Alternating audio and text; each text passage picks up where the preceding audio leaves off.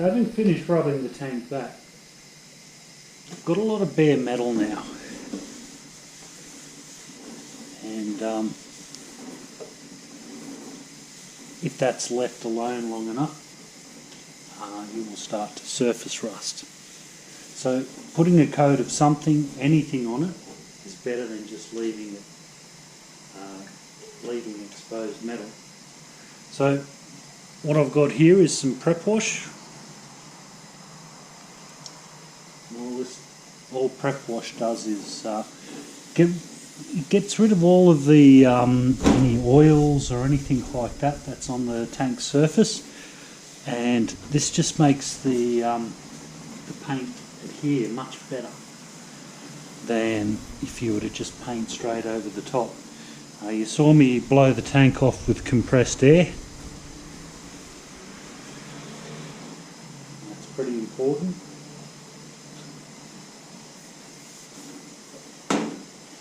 Because we're not building a show pony, we decided we're going to build a practical bike. So I haven't really done a great deal as far as the surfaces that people can't see. You know, so the under the tank hasn't been done. There's been no sanding under there. There's no corrosion under there as well, which is a bonus. But I do have a lot of patches that are right down to bare metal. So what we want to do is clean her up. Get some primer on it. From there we'll do a guide coat, I guess. Make sure she's relatively flat, and pop a little bit of colour on her. At this point, because we're going to do a lot of sanding, I haven't used a tack cloth, but you'll see as we progress little tack cloths to get rid of the dust and that sort of thing. But really what we're putting is some primer surfacer over the top, and then we're going to be doing a lot of sanding. You know, not to make it immaculate, but just to tidy it up. There is going to be a tank cover going over this bike, but I haven't got a lot of experience with tank covers. And I've heard mixed sentiments about them. Some people say they're the greatest thing ever. Other people say that you know, they're poor fitting and they don't hang in there. I think that might get down to the manufacturer of the tank cover though. So what I'm going to do is paint this tank in such a way that if the tank cover doesn't work out, at least we'll have a fairly presentable tank anyway if we take the cover off. Alright, so having prep washed it, we need to check to make sure our masking tape's still covering all of the important bits, and then we're going to put it in an area where we don't mind getting a bit of where we can spray safely. So straight away our workshop area and whatnot, that's out of the question because there's bikes in here. Spray drift gets everywhere. I don't know what to suggest. I personally use the back of a truck, seriously, because it's covered on 3 sides and the roof, and if it's pointed in the right direction, no wind gets in there, so the drift doesn't travel too far. Most importantly, it's away from machines like other bikes, so nobody's getting accidentally painted, and that's the chief concern. The drift will travel a long way, and it will end up finally coating whatever it comes into contact with. So we better set our spray booth up. Okay, so we really are in the back of the truck. You can probably hear an echo, other than the rattling of the can.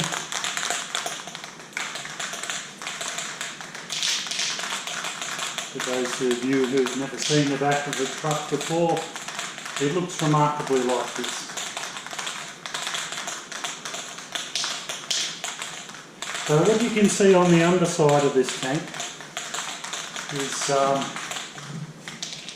the original colour of black, plenty of it, and we've got the overspray of white. Now, the only reason why we're doing the bottom, well, there's two reasons. One is that we need to be able to access the undersurfaces here and along here, so we can get a good coat of primer on them. And we want to get a good coat of primer on the edge here, because once the rust kicks into the edge there, that's when you start getting leaks.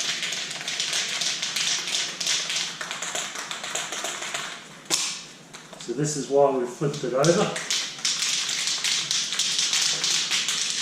Now when you spray paint, regardless of whether you use a gun or a can, and I do have a spray painting job coming up in the future which I'm thinking about videoing just for you guys to enjoy, but it's actually a car.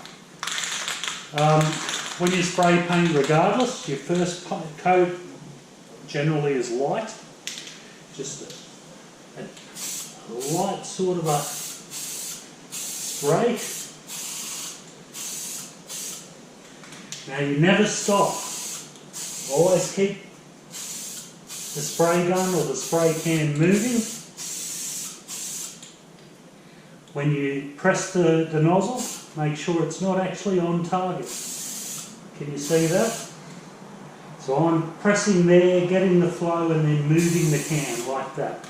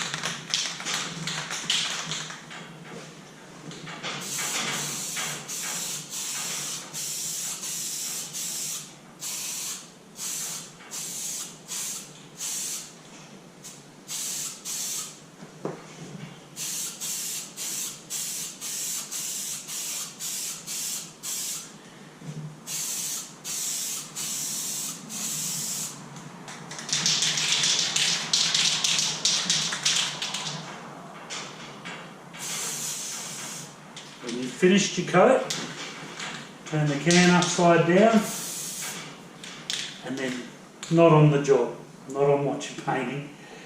Simply spray until it clears the nozzle. Okay, so that's our first coat. Now this primer, by the way,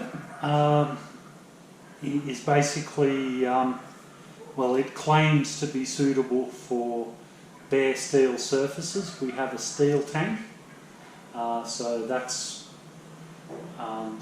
definitely a suitable surface for this. It's just a primer. It claims to be a surfacer as well, but I can sort of see that it's not an incredibly thick surfacer. But after I'd finished sanding the tank back, what I found was that with very little work needed, we had a very good basis. You know, the surface of this tank is not bad, so it doesn't seem to need any major filling, but we'll work that out with our guide coat.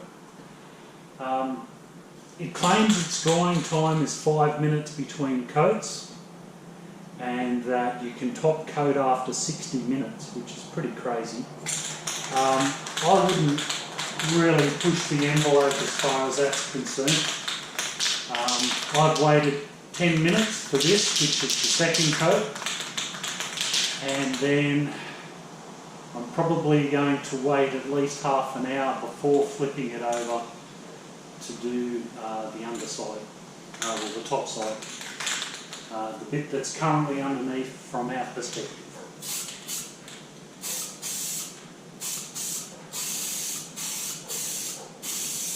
Now you can see I'm going a little bit slower. Thing is, if you move quickly, we'll end up with a thinner coat. A thin coat won't run, a thick coat will. At this stage of the game, if it runs, we're not all that worried. We've got a lot of sanding to do probably.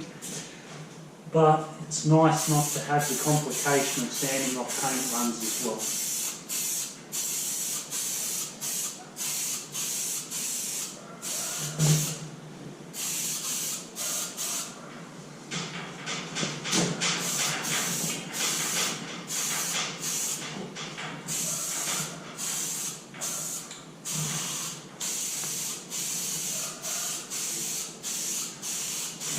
This is an acrylic primer, by the way.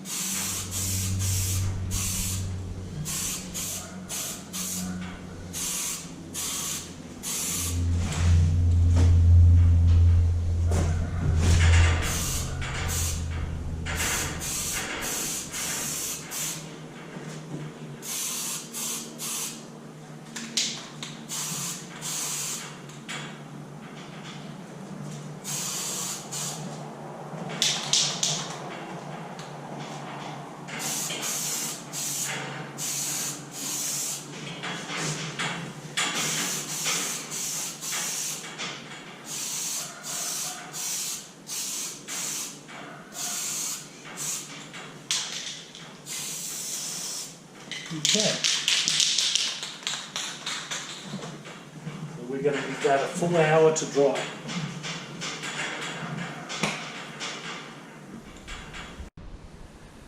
Well, it's been an hour.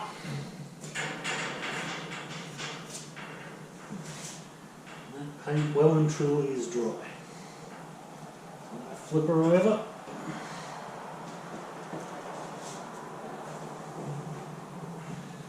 We're going to do it all over again.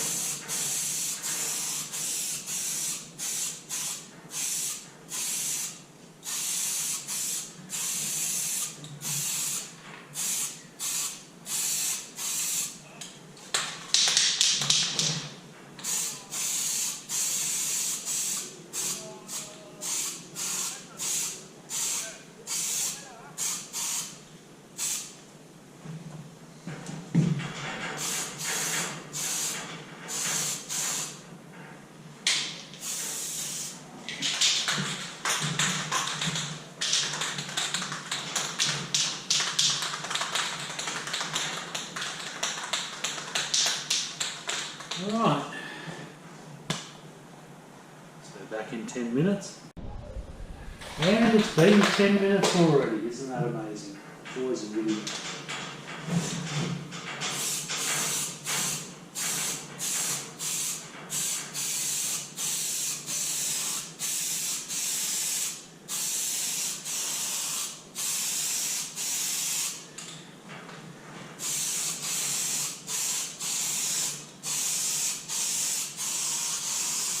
You may have have noticed this second coat is going on a bit heavier.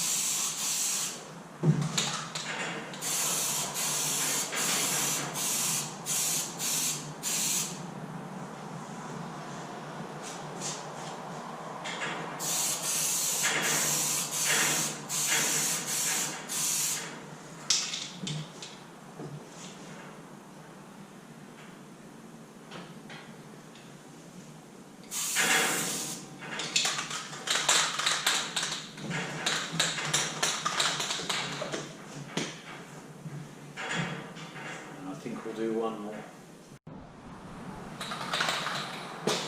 Okay, lucky last.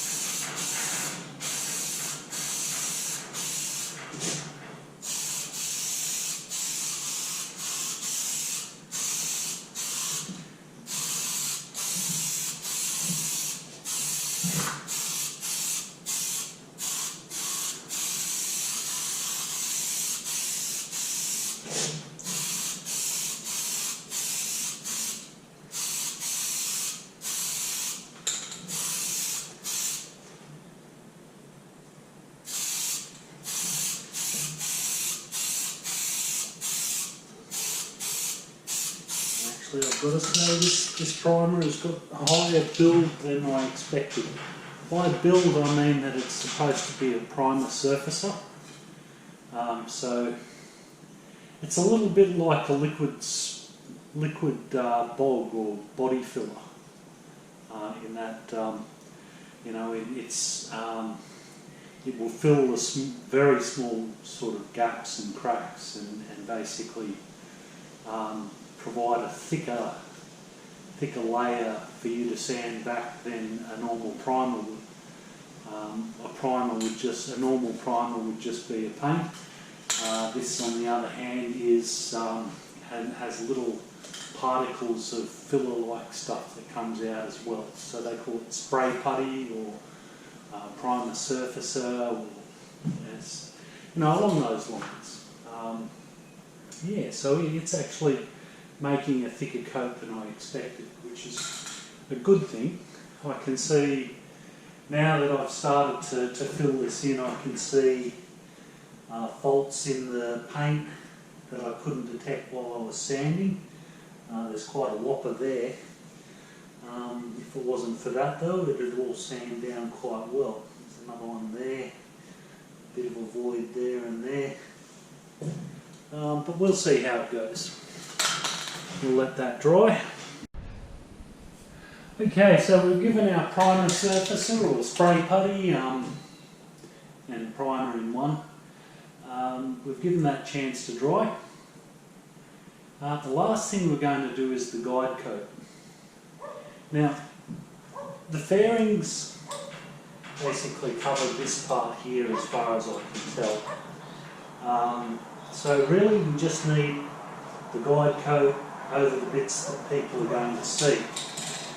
So usually for guide coat you would use black or a darker colour. I'm using blue. The reason for that is that I'm just using cans that otherwise wouldn't be used, that have been kicking around for forever. So Now the idea of the guide coat is that this is going to go over the top of the primer surfacer, and then we're going to rub the guide coat back off again.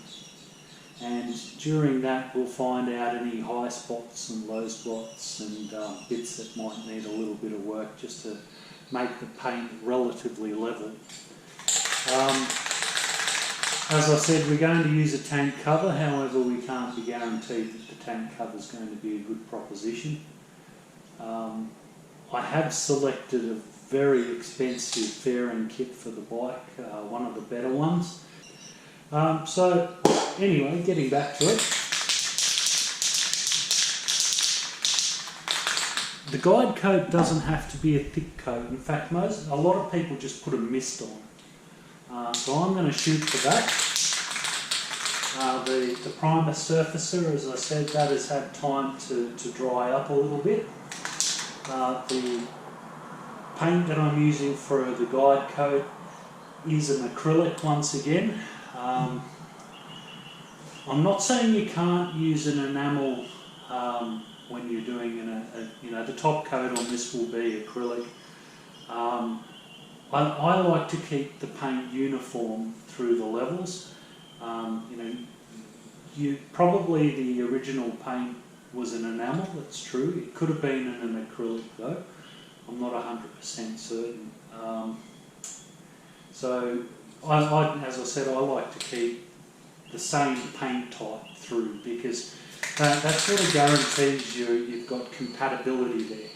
The last thing you want is to put paint over the top of, put an incompatible paint over the top of or underneath something because it just falls off. Or it crazes, or it gives you an orange peel effect. So we're going to try and keep this light.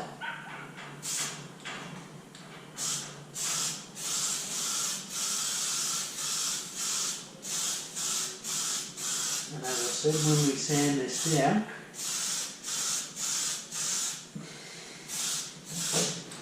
it's going to show us where the problems are.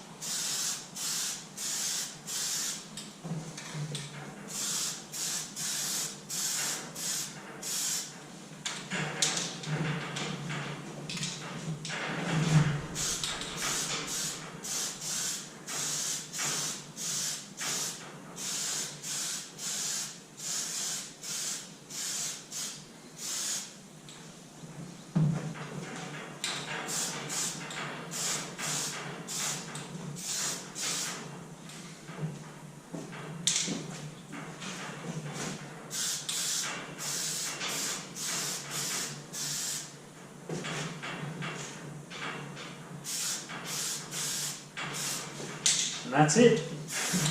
That's all we're going to do.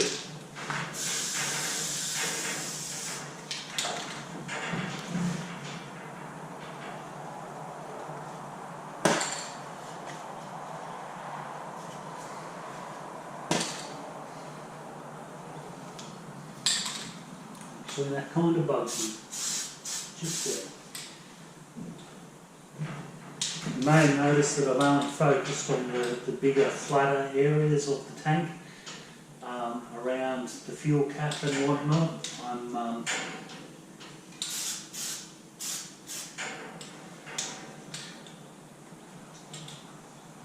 not really all that concerned.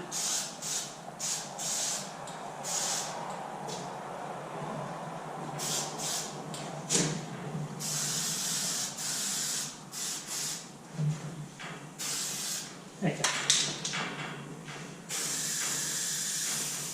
What you've got to remember with your guide coat is you're just going to sand it off anyway.